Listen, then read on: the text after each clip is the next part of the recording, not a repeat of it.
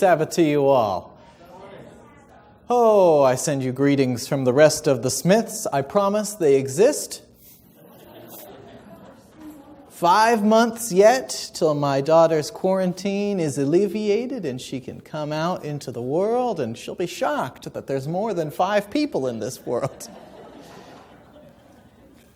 She continues to improve in her various doctor's appointments and things that we continue to go to, but people are optimistic and hopeful, and we just thank you so much for your continued prayers for Gemma. We're going to be at the last chapter of the book of John.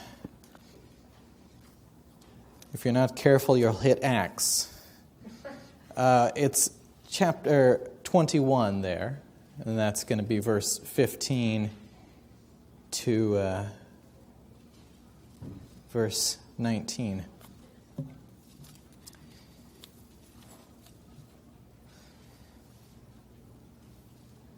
So I'll start by just reading it through, and then we'll talk a little bit. Verse 15. When they had finished breakfast, Jesus said to Simon Peter, "Simon, son of John, do you love me more than these?" He said to him, "Yes, Lord, you know that I love you." Jesus said to him, "Feed my lambs." A second time he said to him, "Simon, son of John, do you love me?" He said to him, "Yes, Lord, you know that I love you." Jesus said to him, "Tend my sheep." He said to him the third time, "Simon, son of John, do you love me?" Peter felt hurt because he had said to him the third time, "Do you love me?" And he said to him, "Lord, you know everything. You know that I love you." Jesus said to him, "Feed my sheep. Very truly I tell you, when you were younger, you used to fasten your own belt and go wherever you wished. But when you grow old, you will stretch out your hands, and someone else will fasten a belt around you and take you where you do not wish to go." He said this to indicate the kind of death by which he would glorify God. After these, he said to him, "Follow me." So how do we get here? That's an important question, right? In the most immediate circumstance, Jesus has been crucified, raised from the dead, and John really could have taken all the way to verse 20, or chapter 20, and just stopped and been a wonderful, complete gospel. But he keeps going. He gives us one more chapter. And in this, we see Jesus has showed up on the beach. He asked the disciples who were out fishing in the night to cast their net on the other side. They pull in a huge number of fish, and they pull that in. Jesus has prepared breakfast for them. They're eating together, and so that's where we find ourselves immediately. In the grander scheme of things, why is Jesus asking these questions? And why does he continually ask the same one? Excellent. Peter has done something.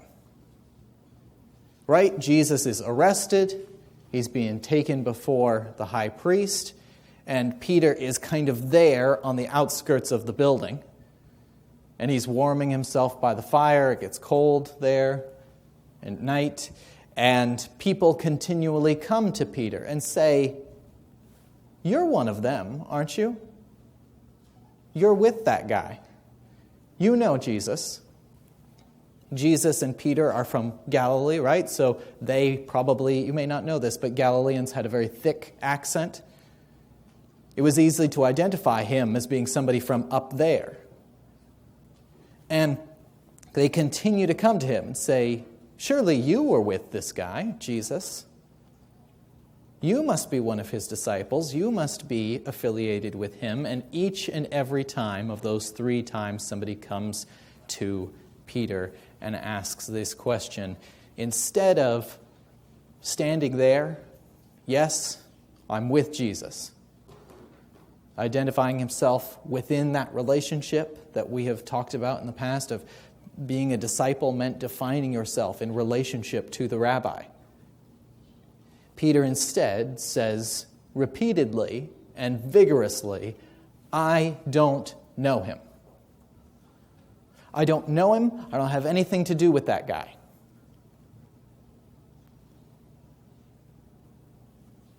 And some of the stories tell us that Jesus and Peter make eye contact after this final denial. I have a friend who went on the Bible Lands tour that Walla Walla University did from time to time. And they say you can still stand in the spot where we believe Peter was, where Jesus would have looked at him, and he said it's a powerful moment when you can sit there and think about what Peter just did. This is, of course, after Peter says, I'll never do it. I'd rather die than separate myself from this relationship. Peter is very confident in himself. Throughout the Gospels, if we read the accounts that Peter can't talk for some reason today, exists in his story, we don't get the impression that this is a guy who's, meek and mild. He's bold, he's brash, he's very self-confident. And yet in this moment, he falls back out of the relationship with Jesus and back into something else, whatever he was before.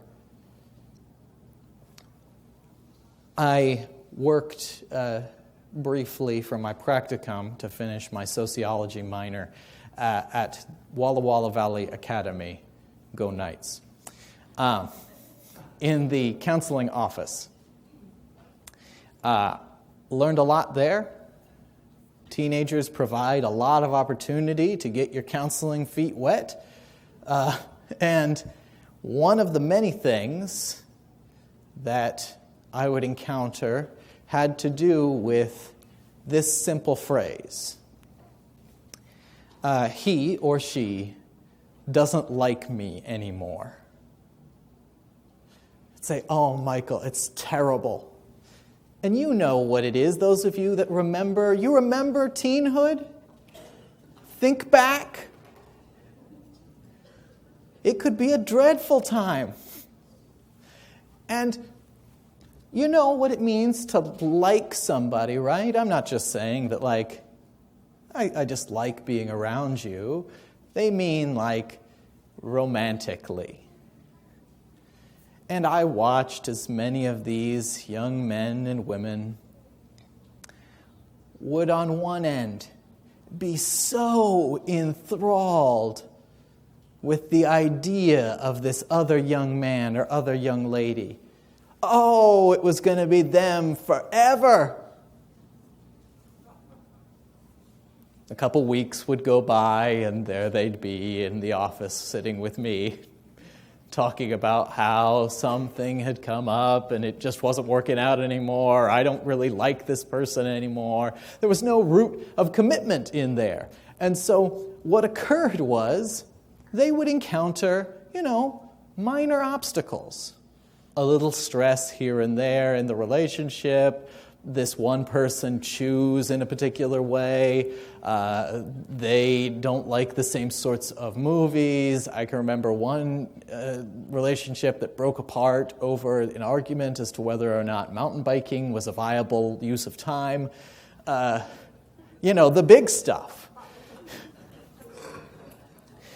See, all it took, because they just liked each other. They just maybe had some admiration for the other person. But as soon as the fun and the shine of this relationship started to dull, they were out. They weren't committed long-term to this thing. And that, sure, it happens. We were all teenagers. You probably engaged in a silly relationship like this at some point. But Peter, though, has a similar thing going on here that I see. Sure, he was confident about his standing with Jesus when it was about, this is a path to personal greatness, right? That's an argument that the disciples routinely had. Who's going to be the greatest? They all believed we're all going to get to be great, but Some of us are going to get to be the greatest. That was a big argument for them. When it meant security and all these other sorts of things, Peter was really in and on board. And he encounters a stressor here, right? There's pressure placed on his relationship, and he folds, unfortunately. And we can be really hard on Peter, but we get to also recognize the context of his environment. It would have taken one yell from somebody in that crowd to say, this guy's with that guy in there, in the trial right now. Let's drag him in there too. To Peter is that this comes across to him as a life-threatening situation, but how often do we lessen our affiliation with Jesus under lighter pressures than that? I'm sure you've heard this illustration, but being a pastor, I feel compelled to use it at least once. There was a vehicle driving down the highway, and it had, that fish symbol on the back. It's called an ichthus for some of you who don't know this. The one that just looks like that, a little sticker on the back, a WWJD sticker right there.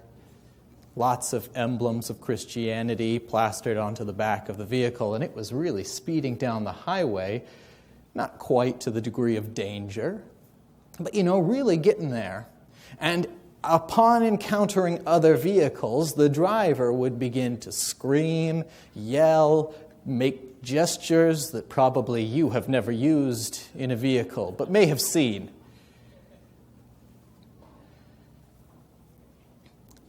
And the disco lights come up behind, right?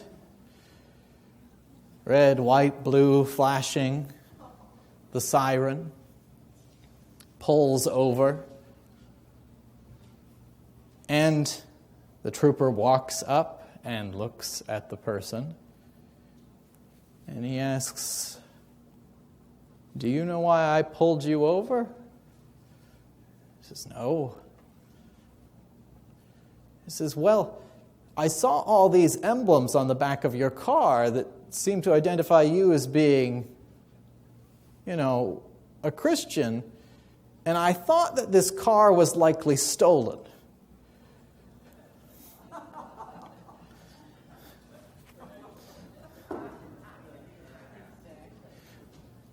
It's easy, right, to follow Jesus when it's easy to follow Jesus. But how often do I lean back away from my relationship with Jesus instead of continuing to pursue Him when I find myself in those stressful and pressured situations? Sure, it's easy when everyone's saying nice things about me, when they shake my hand at the door and tell me I did a good job in my sermon, which really makes a difference, by the way. It's helpful. But it gets hard, right? When we're in those conversations and someone disagrees with us about, let's take an easy one, COVID, or about politics, or when that person cuts us off, or when we have somebody coming up to us and saying unkind things, then the pressure gets intensified, and there still remains that same choice, though. Because I've seen many of us, myself included, we can throw down with the best of the unredeemed. We can fight just the same as everybody out in the world. When we lean back away from Jesus instead of continuing that pursuit in following Him in the way Jesus models for us to live our lives. I think denial can look a lot of different ways, and that, don't get me wrong, I see your faces downcast because we all have had moments in which we failed at this, right? We failed to be good disciples. We failed to be people who were adamantly pursuing Jesus. You're in good company here, because that's where Peter finds himself right at the beginning of this conversation. He has let down Jesus in a big, big way. And so here is the hope, right? I can't just stand up here and tell you that you've really let God down, but we've got some hope for us here. Okay, so Jesus, he's just cooked his disciples breakfast. I bet it was good. I don't know if you ever think about that in this story. They don't describe it, but I bet it was. And so, verse 15. You do kind of wonder, too, what is this situation feeling like for Peter? He's sitting there with the other disciples and with Jesus. When he saw it was Jesus, he hurled himself up out of the boat. He wrapped his cloak around himself as though that was going to help him swim. And, got himself onto shore. He's clearly excited that he sees Jesus, but that this perhaps has a little bit of uncomfortability. You ever have those moments where there could be that uncomfortable conversation and you see like the moment is starting to pass and you think, I'm not going to have to talk about that.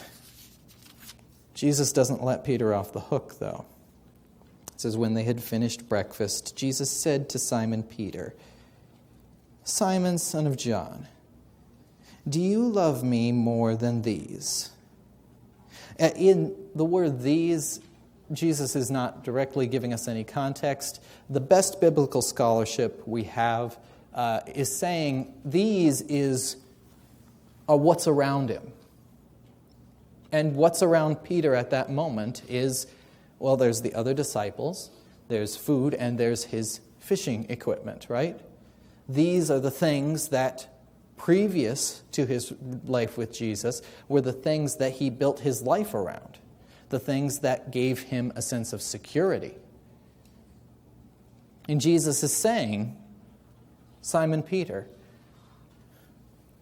do you love me more than these things? More than the things that you previously were utilizing to give yourself meaning and security in your life?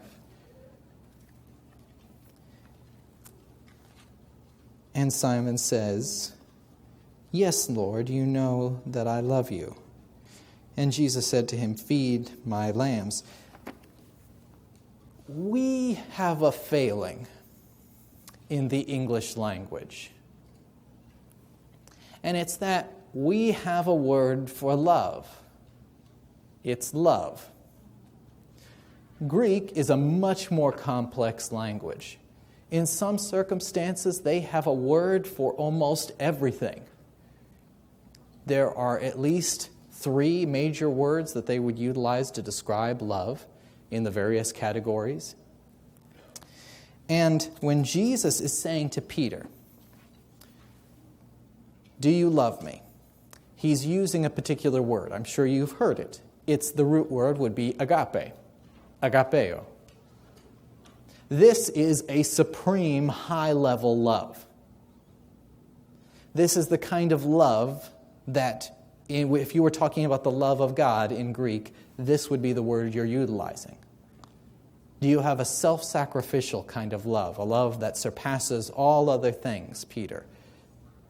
Do you love me at this level? And Peter's response, though, is not using the same word. When Peter responds, yes, Lord, I love you, he is not using agapeo. He's using a word, phileo. You use a word like this if you are describing some regions in the United States. It is where you get the term Philadelphia, is from the word phileo, which is, what's Philadelphia? The city of brotherly love, and that is essentially what it is that this is the kind of love between friends or brothers, that sort of thing. It also can be applied to saying you admire something. And so when Jesus looks at Peter and he says, Peter, do you love me more than these? Do you place me at the highest possible level of love? More than everything else? Peter's response is, And I think we need to commend him for his honesty in this, because a lot of times Peter has been very bold and perhaps beyond where he actually is in speaking of his own abilities and commitment. He says to Jesus, like, Jesus, I really admire you. I love you. Don't get me wrong, you love your brothers, right? Your siblings, your family. That is love, right? Good to have love for those things. He is simply admitting, Jesus, I just may not love you as much as I should. What's noteworthy here is that Jesus doesn't stop there and say, Peter, that's not enough. Peter, we need to go further. Peter, I'm sorry, but that just doesn't cut it. He says, feed my lambs. And in this term, that's the Greek word feed is basko. I'm going to tell you that because when we see the different verbs for care for the sheep, these are synonyms that are being used. They don't actually show a different form of care. Essentially, when Jesus is saying, feed my sheep, tend my lambs, whichever of those things, he's saying, take care of my lambs, take care of my sheep. And who are Jesus' sheep? They're those that he died to redeem, those that he cares about, those that he loves, those that he is intimately involved in their care. Anyone ever spent a lot of time with sheep? They are proof that the theory of evolution does not work. They require a lot of intense care, hands-on experience. Never is the Bible giving us a source of great personal admiration when it describes us as sheep. Coyotes would have been nice. No. Sheep. Those that are utterly dependent on the Father for care, for the shepherd. So, let's carry on. A second time he said to him, Simon, son of John, do you love me? He said to him, yes, Lord, you know that I love you. Jesus said to him, tend my sheep. Again, we see the two words for love occurring. Jesus continuing to use agape, Peter continuing to use phileo. Yes, Lord, you know I love you, perhaps not as much as I should. And what is also interesting here is that Jesus is not calling him Peter here. Peter was the name Jesus gave him, right? And that when Simon starts to step away from this relationship with Jesus, he severs something. And that Jesus is working to restore him back to where he needs him to be, where he wants him to be. And again, you see it. Peter, do you love me? Do you have the highest form of possible love for me? Am I more important than anything? And Simon humbly admits, yes, Lord, I love you, just maybe not as much as I should. And Jesus again calls him, tend my sheep.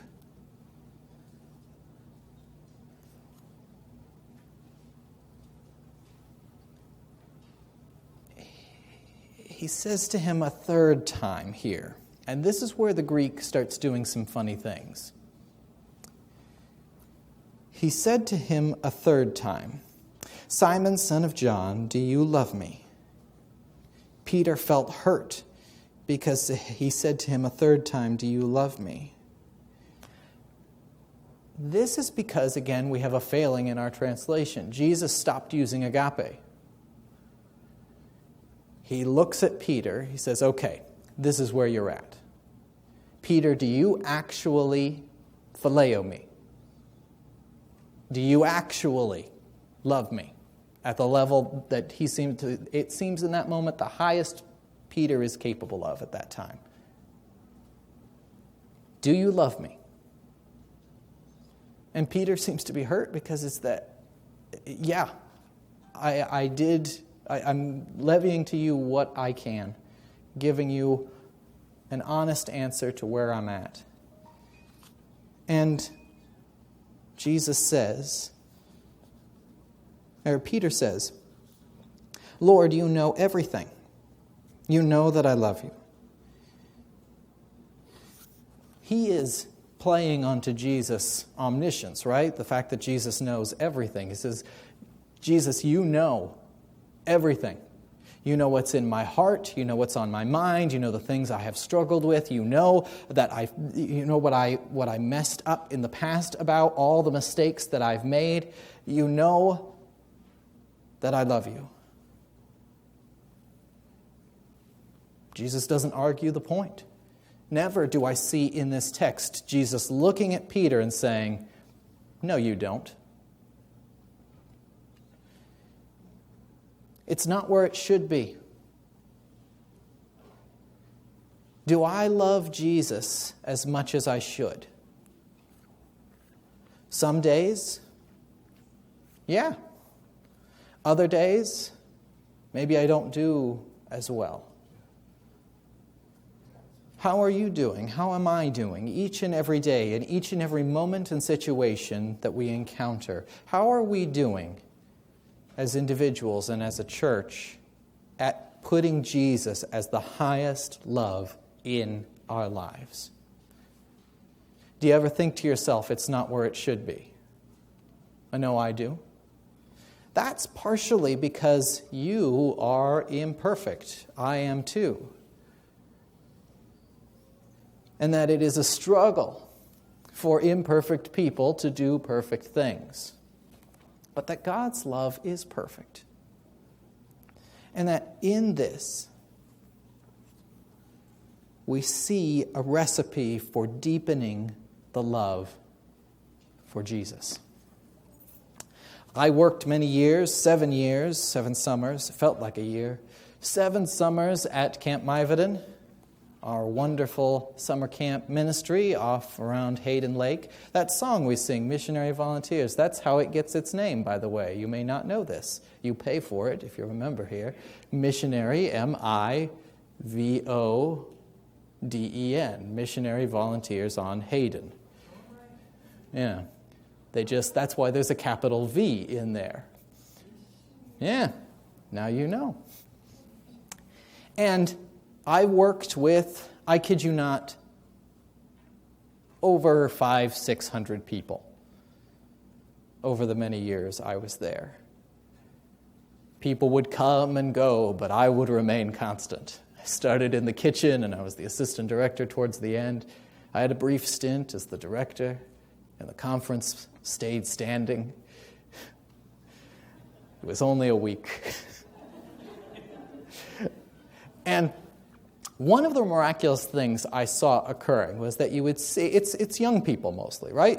High schoolers, college-age people, usually on the younger end, who start working there.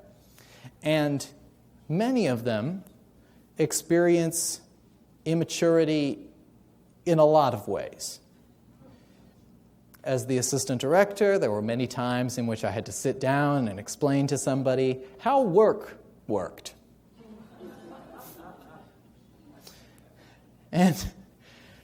But this is a ministry. It's a frontline ministry, and I always tell the people when I get to go over there for pastors' retreats and things, I tell them is that this will teach you. This kind of ministry, camp ministry, will teach you how Jesus was capable of staying dead asleep on a boat in a storm. It'll ask a lot of you. And that day and night, and from the moment you wake up until you go to sleep after your contract ends, you're working. And that I saw many people who had sort of a fledgling, immature, maybe not fully committed, not where it should be, kind of relationship with Jesus. And that over their usually about 8 to 12-week stint as staff, as people who were dedicating themselves, mind, body, and spirit, to sharing the good news of Jesus with young people and family campers, with difficult and easy people, I watched as people blossomed in their love for Jesus through the act of serving Jesus. That it then, to me, I view it as a self-perpetuating cycle. Why do I serve other people? Well, it says right there, they're Jesus' sheep. That these are the ones Jesus died for, that he cares about and that he cares for. And that how could I be in a world and look out at people who are hurting and in pain and who Jesus genuinely loves and cares about and say, I don't think they're worth my time? I act because I know that Jesus loves me and that he loves you and that he loves all these people out here. And that as I engage in more service, it deepens my commitment and my relationship with Jesus.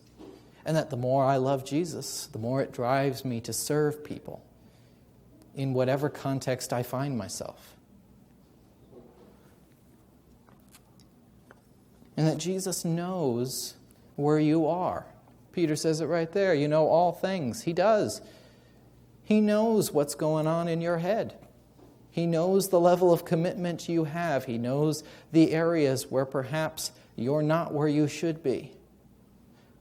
I've not been doing ministry a long time as a pastor, but I've yet to find somebody who's 100% where they should be.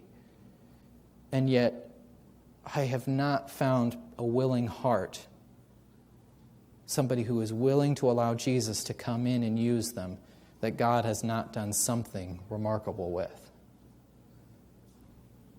You may not be where you should be, but that in following Jesus' call to care for people, it deepens the love. Because, and again, that springs from, right, the Bible tells us, we love because he first loved us. And that while we were still sinners, Christ died for us.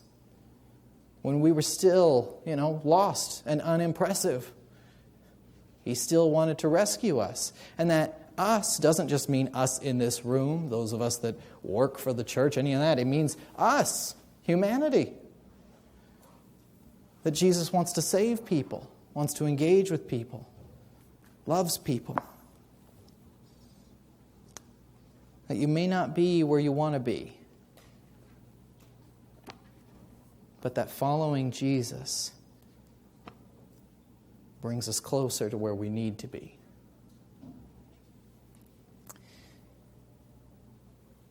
I have a friend, he recently left this conference. He is now a minister in Germany, which I would really struggle because I don't speak German.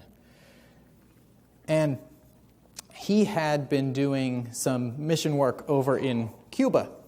Remember that brief period where it was easy to get in and out of Cuba a few years back? During that time period, they were going off and building churches. And he had some people who he was doing Bible studies with. They were probably at that lower level of commitment, trying to figure out, is this whole Christian thing something I want to dedicate my life to? And they were just kind of excited to get to go to Cuba. It was a rare opportunity. And in February, Cuba sounds really good, especially when you're living in Spokane. And off they went, and they were building things and providing places of worship for people who didn't have any place at all, who had been meeting basically under a tree. And they left there with like 6 people who had very little exposure to church, very little encounters with organized religion, committing to get baptized when they got back to the States to wanting to do Bible studies. That the acts of service deepen the love, and the love deepens the service.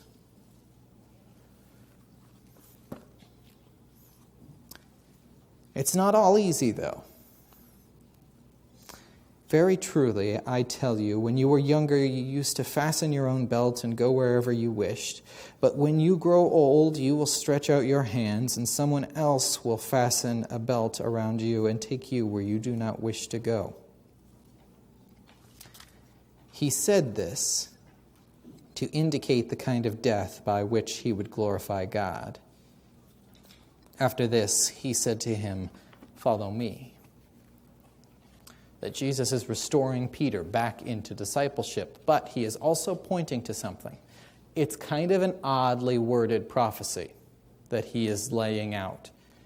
We know many because there's Christian tradition that tells us how Peter dies. When Jesus says, "Stretch out your hand," that somebody's going to do that to you, this is a euphemism for being crucified. That he's pointing to Peter, he says, right now and in the past, you had some liberties. It was easy to get around, do what you wanted to do. He says, there's coming a day, Peter, because of your commitment to follow me, because of your love for me, that will mean sacrifice. And that for Peter, it meant death in the end. That following Jesus, love for Jesus, it does have a cost. It does mean giving up things. Jesus does tell us, right? If anyone would follow me, they must take up their cross. That we, in some form or other, have to die to this old form and allow the love that Jesus has for us and our love for Jesus to transform us. And that even in death, though, Scripture tells us there, that Peter's death glorifies God. May not mean that you're going to die the way Peter did. Seems unlikely, actually. But that there's a cost to it. Oftentimes, saying yes to Jesus means saying no to other things. And that the two loves that I have seen dueling out in this story is this, that when Peter was all about self-security, in that moment where he said, no, I'm not with Jesus, his motives were much more selfish. It was about saving his own skin. Even in that moment when his rabbi needed him. When he, though, is confronted with the question, do you love Jesus? When he leans into that, when he strives for, even in his imperfect love, for a more perfect following of Jesus, his focus is directed towards others, becomes more service-oriented, from selfish to selfless, following Jesus.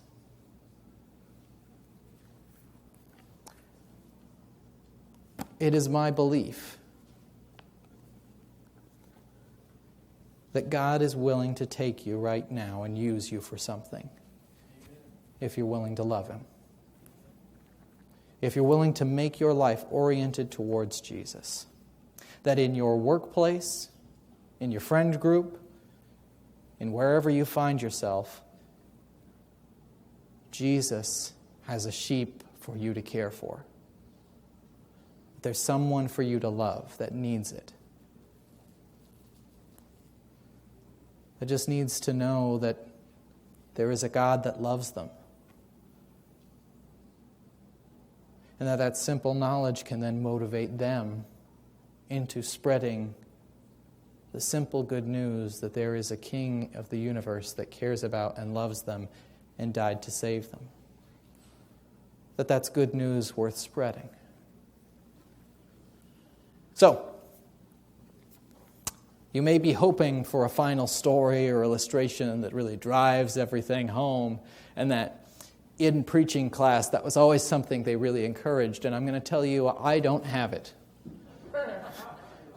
If you were hoping for that, you will leave hungry.